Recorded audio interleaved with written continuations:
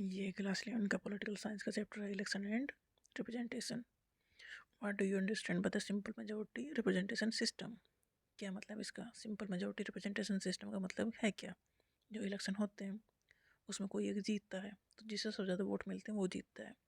मतलब first pass the post system का दूसरा नाम ही सिंपल मेजॉरिटी रिप्रेजेंटेशन सिस्टम है। Simple majority representation system declare करता है the candidate elected who secure votes more than the other.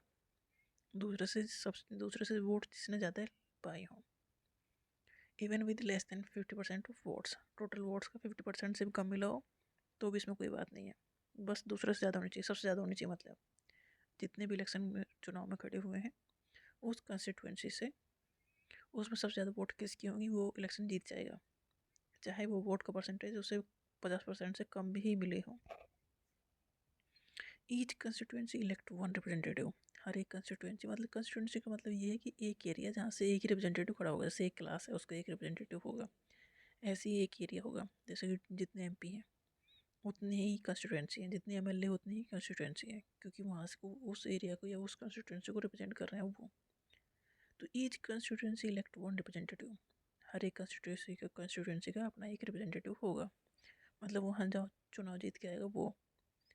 The number of seats A party win does not necessarily reflect its share of the total voters.